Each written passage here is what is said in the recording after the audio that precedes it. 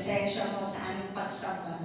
Salamat, Lord God. Salamat, Lord God, na kinalugdan mo ang aming pagsamba sa iyo, Panginoon. Pinupuri ka namin, pinakasalamatan ka namin. Panginoon, sa aming pag-aaral na ito, dalangin ko na maging matapang lupa kami natatanggap ng iyong mensahe, Panginoon. Kalugdan mo ang iyong lingkod, Panginoon. Itago mo ko sa iyong likuran. Lord God, ikaw ang maitaas. Purihin ka sa pangalan ni Jesus. Amen. Sabi po dito, sino po dito ang mahilig mag-online shopping? Sino po dito yung nag-online shopping? Sa akin po, convenient ang online shopping. Bakit? Hindi ko na isasama yung mga anak ko sa mall kasi magugutom pa sila. Di ba po? Tapos mamamasahe pa kami. Kaya para sa akin, ang convenient po talaga ng online shopping. Shopee, TikTok, Lazada. Pero bago po tayo nagbabay, binabasa natin yung mga review. Tinitignan natin kung legit, ilan ang bumili, maganda yung produkto. Tama po, hindi tayo basta-basta nagbabay-bay na. Pagkatapos, pag may kaibigan tayo, bumili ng isang produkto katulad ng sabon. Sabi ng kaibigan mo, itong sabon na ito, pag ginamit mo, puputin ka na. Pagiging putis mo sila na ka. Tapos nakita mo naman talaga sa kanya na gumanda yung balat niya. Dahil sa sinabi niya, may engganyo ka ngayon. Ganun po ka-powerful ang testimony ng bawat isa. At ganun din po ka-powerful ang testimony natin sa Panginoon. Ito po ay ginagamit natin bilang isang sandata para po tayo magbahagi sa salita ng Panginoon sa ating mga kaibigan. Ang meaning po ng testimony sa Greek, sabi po dito ay marturia. Ito po ay noun, sabi dito witness, evidence, or reputation. It is account, the record being given. Di ba po sa korte may witness?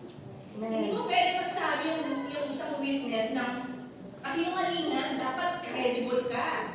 Dapat may evidence ka. Hindi pwede pagka nasa hearing ka, pabago-bago ka ng sinasabi mo, ikaw cross-examine ka, malilito ka. Dapat pag witness ka, credible ka, alam mo yung sinasabi mo. Yung isa pa pong meaning ay Marcus. Sabi po dito, the witness themselves, one who bear testimony. Tulad ng mga disciples, sila po yung unang nakakita sa Panginoon ng miracle. Sila po yung mga witness, eyewitness na ginawa ng Panginoon. Nagpakain, nagpagaling, bumuhay ng patay. Sila po yung naging unang testimony ng Panginoon sa kanyang mga ginawang himala. Okay po? Paano ba nagiging makapangyarihan ang ating testimony?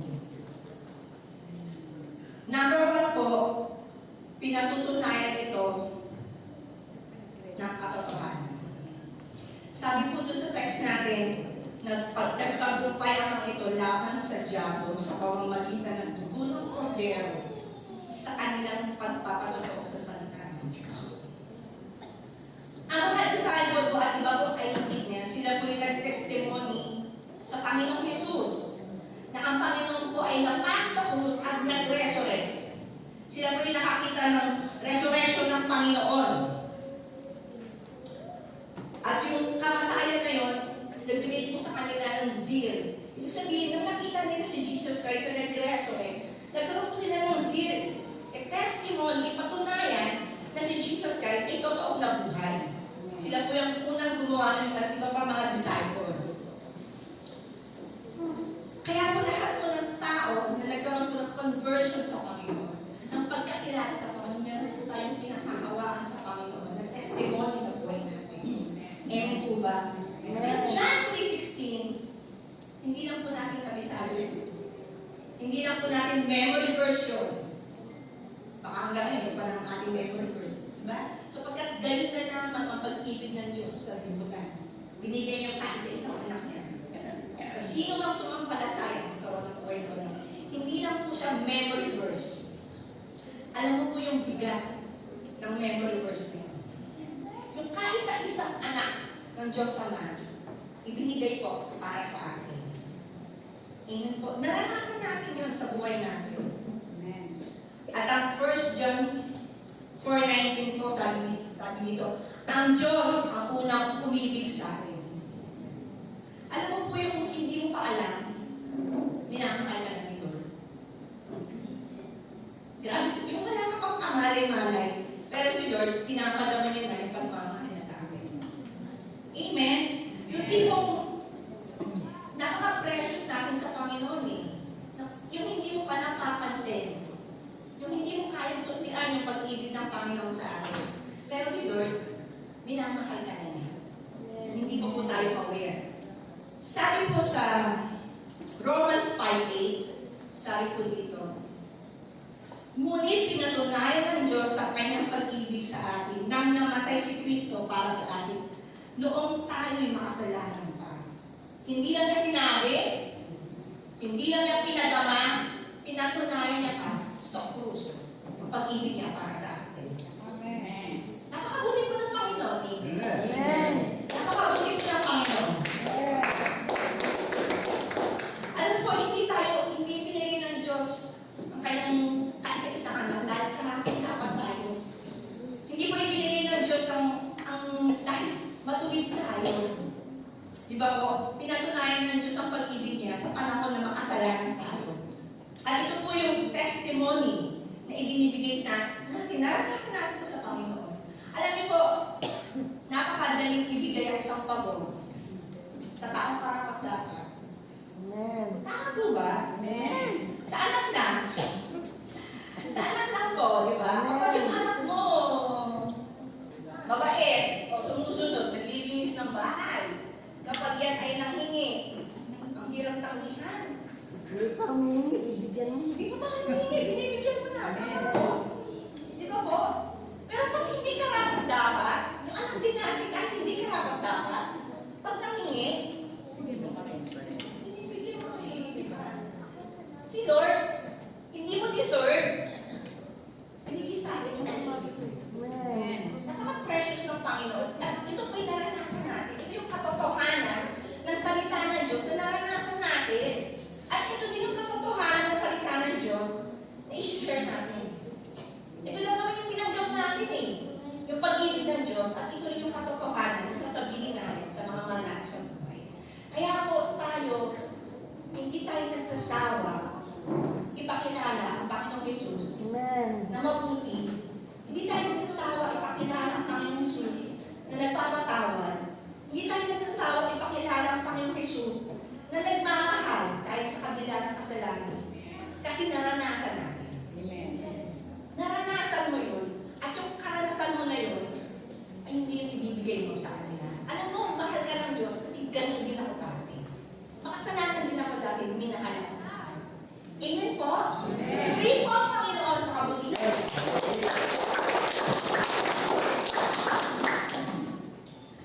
Pangalawa po, yan, ang buhay mo ay isang buhay na pagkakas. Sa Acts 22 verse 69, ito po yung encounter, kinukwento po ni Paul o ni Saul, yung encounter niya sa Panginoon nang papunta siya ng Damasco. Hindi ko na po babasahin yung Acts 22, 6-9. Hindi ko na po siya alam niyo naman po siguro yun. Diba po? Alam niyo yun. Ito po yung pupunta siya sa Damasco, di ba? Na pinagtag po siya ng Panginoon. Yung kausap niya dito sa Acts 22, nalilito sa kanya. Kasi, dahil siyang taga-usig, dahil siyang naiinis sa mga Kristiyano, pinapatay niya ang mga Kristiyano, tapos ngayon nagte-testify siya sa kabutihan at kaligtasan sa pangalan ni Kristo. Kaya nagtataka yung mga tao nakikinig sa kanya. Anong nangyayari sa kanya? Pero sabi niya dito, yung encounter ni Paul. Iba po yung purpose ni Paul papuntang Damasco. Para po pahirapan, i-persecute ang mga Christian. Pero iba po ang purpose ng Panginoon sa kanya. Sabi po dito sa verse 6, nagkaroon ng matinding liwanag mula sa langit. Nakita ito ng mga kasama niya. Na-witness ito ng mga kasama niya. Habang sa kanyang paglalakbay. Pero sa verse 7, Saulo, Saulo, bakit mo ka inuusin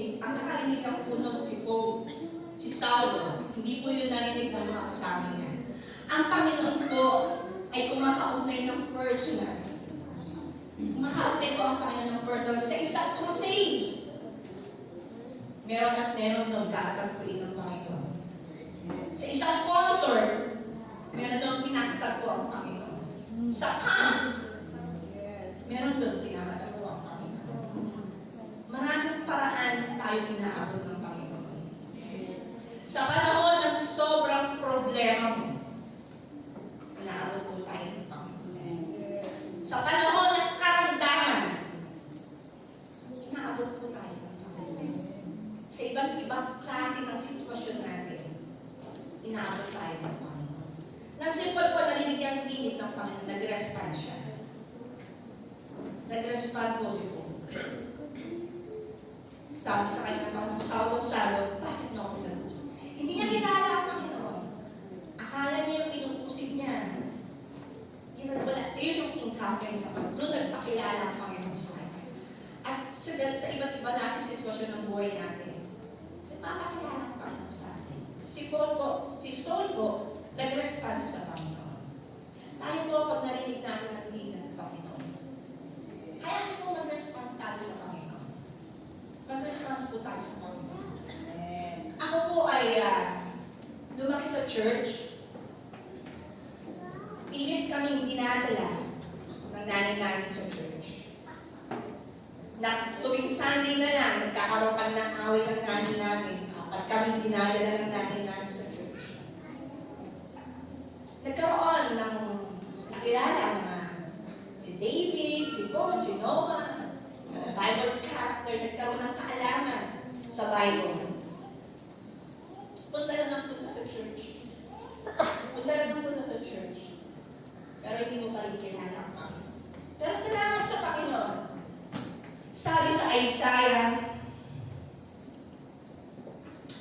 Isaiah 55:11, sabi dito, gayon din naman ang mga salitang lumalabas sa aking bibig. Ang mga ito hindi babalik sa akin ng walang katuturan. Tutuparin nito ang lahat, ang aking mga balak at gagawin ito ang aking ninanais. Salamat sa Panginoon sa lahat ng itinanim ng salita ng Diyos sa puso ko. Na-encounter ko ang Panginoon.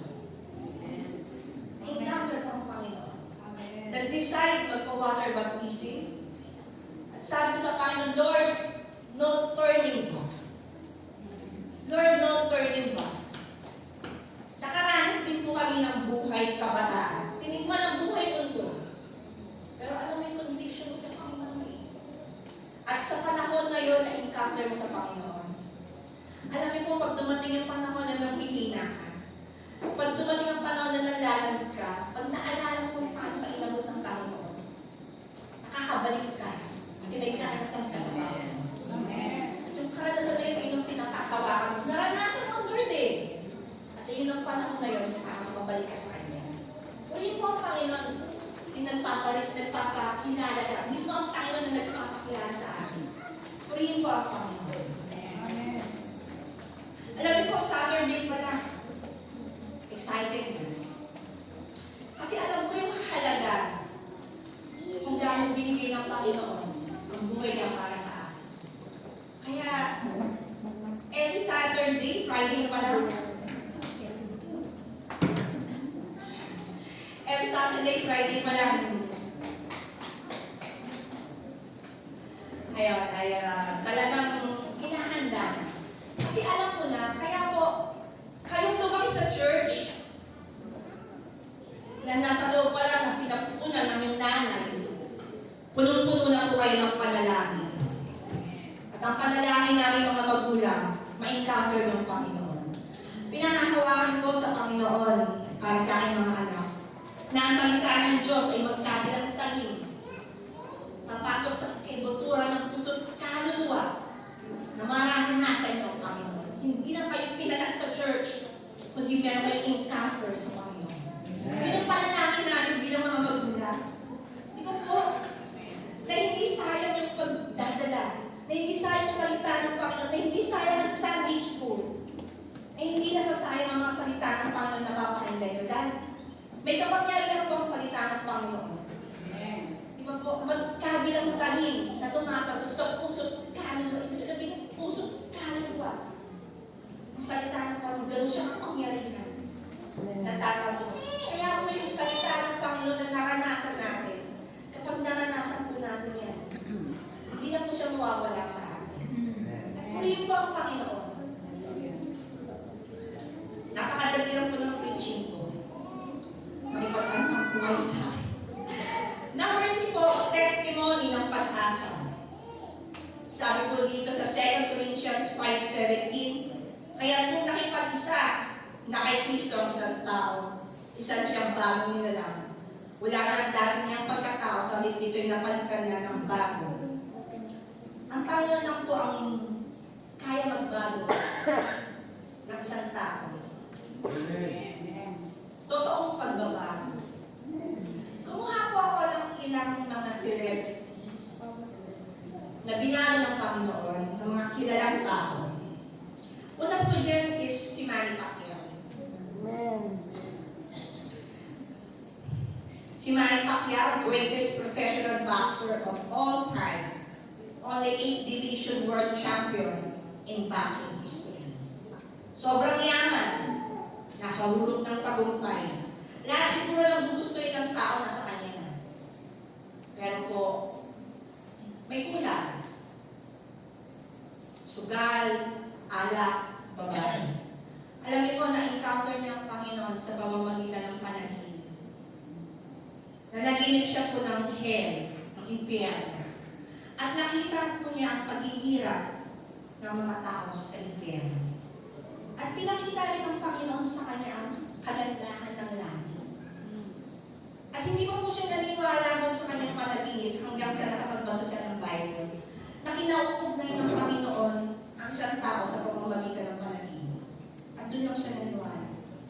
Lahat ng bisyo po niya naalis sa biyaya ng Panginoon. Purihin mo ang Panginoon. At ngayon po ay si Manny Pacquiao, ginagaling ng Panginoon. Amen. Tinetestify niya lagi kung paano niya nakilala ang Panginoon. Sabi niya, lagi kong sinusuot yung full armor of God. Dahil araw-araw may temptation. Araw-araw may memory verse. Araw-araw nakaluwal sa Panginoon. Yun na po ang bagong Manny Pacquiao na binalo ng Panginoon. Amen. Ito po yun.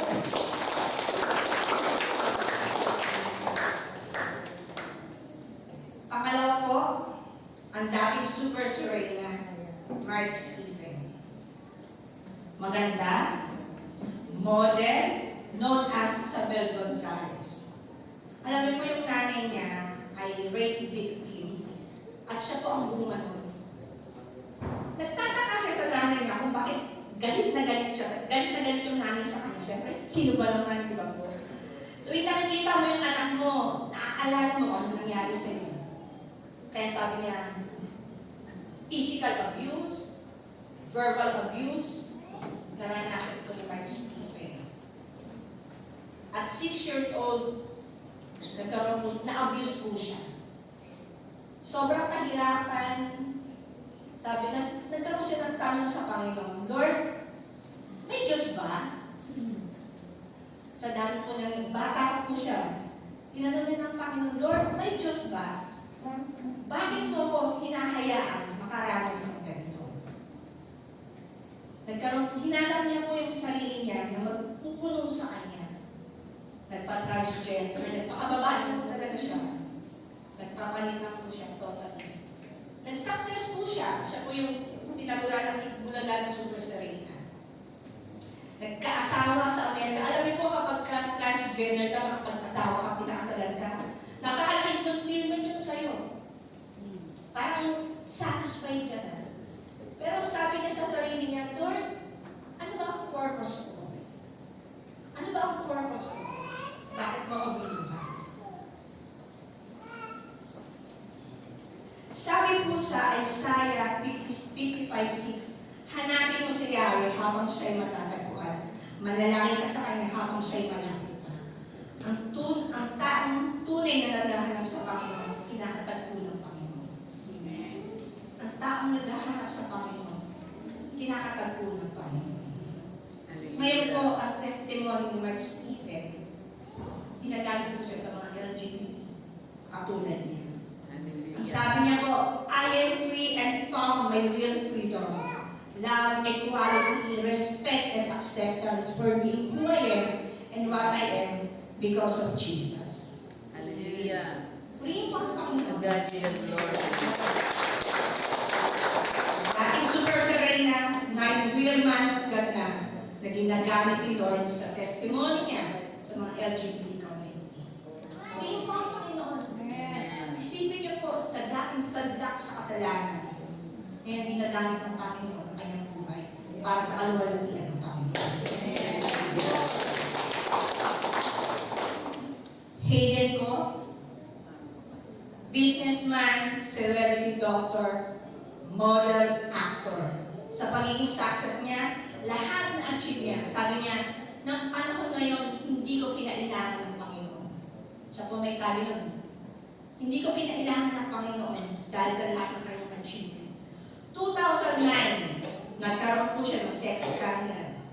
Alam po natin lahat yan. Dahil ang pinagpiestahan po siya sa social media. Alam niyo po yung kaibigan niya, ang nanghingi sa kanya ng 4 million para po hindi ipalabas sa kanyang video. Hindi niya po binigay. 2 beses po siya nag-attempt na magpakamatay. Hindi po hinayaan ng Panginoon. Naghanap siya ng sasagot sa puso niya. Ang dami niyang hinahanap sa puso niya na hindi niya matagpuan. Nagbasa siya ng kung ano-anong libro hanggang nakapagbasa po siya ng Bible. At pagbasa niya po ng Bible, doon niya nalaman, doon niya natagpuan na lahat ng kasagutan. At sa panahon na yon, meron po siyang isang kaibigan na in-invite siya sa isang gawain. At doon niya na-encounter ang Panginoon sa kanyang buhay.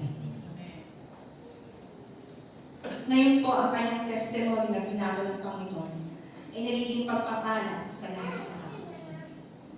Ngayon po ang Panginoon, binabago ng Panginoon ang isang taong makasalanan. At ito po yung gagamitin natin. At syempre po, ang inyong likod,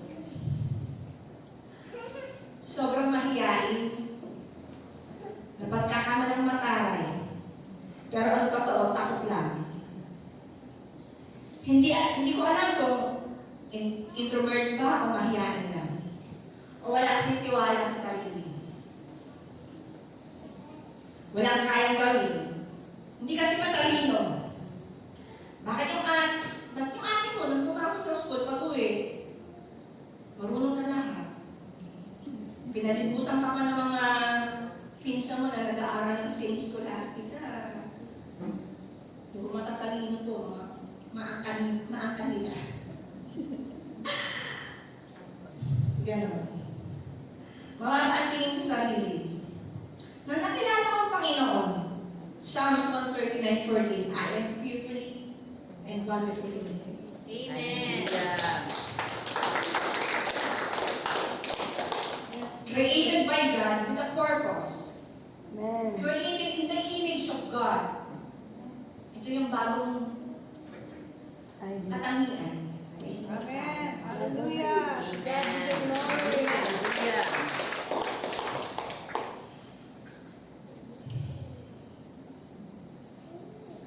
Alam mo yung pakiramdam na inaalis ka ni Lord sa box patiently. Di ba po? Ang hirap. Ang hirap. Pero po, nakakatakot umalis dun sa box na yun.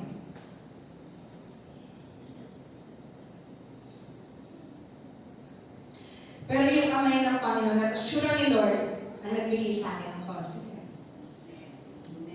Yung kamay ni Lord at ang assurance ni Lord ang nagbigay sa akin ng confidence. Salamat sa bagong identity na sinuot sa akin ng Panginoon. Minsan may panahon na binabalik sa akin ng kaaway yung pagdududa ko sa sarili ko. Pinapaalala sa akin ng Panginoon yung kahalagahan ko at identity ko ng aking Diyos na lumikha na meron wala akong magagawa para sa kaluwalhatian ng Panginoon. Hallelujah. Amen.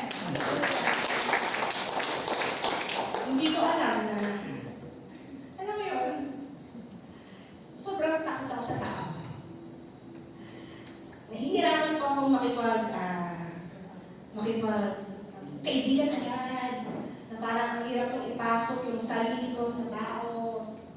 Kasi, takot ka. Ayun yung in-inject ng kaaway sa iyo eh. Nalimitado ka lang. Na parang, kasi magaling eh. Hindi-inject ka na gano'n. Hindi po yung ipinalaki ng mga magulang ko. Naramdaman lang yun. Yung mga ganong bagay sa buhay. Wala akong nagsabi sa iyo, pero naramdaman mo lang yun eh. Pero hindi ka hinahayaan ng Panginoon na manatili ka.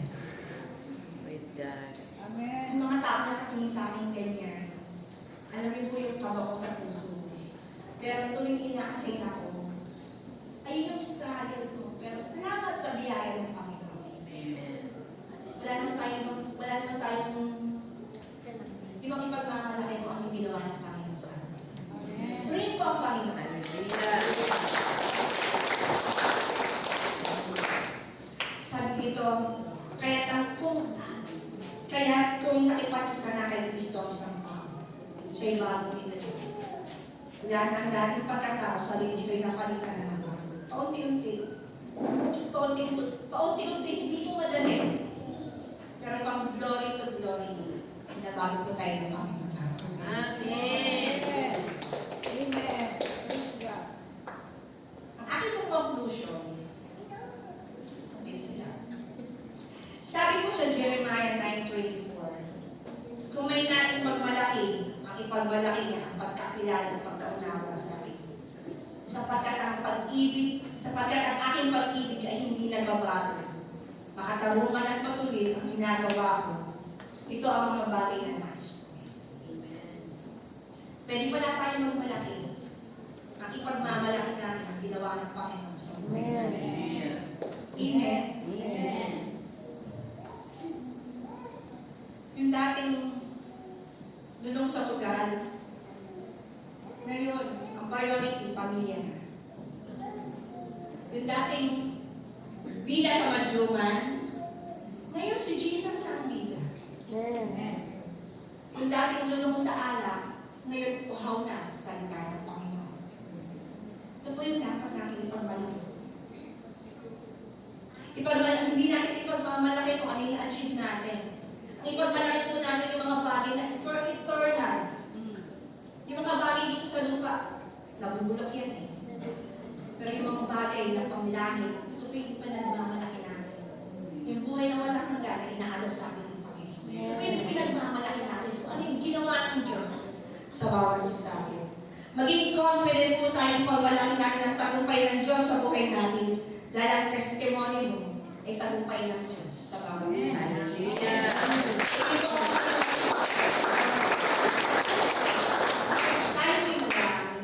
Hallelujah, Lord God. Panginoon, purihin ka, nakilain ka. Ikaw ang Diyos na nagbabago ng buhay ng bawat isa.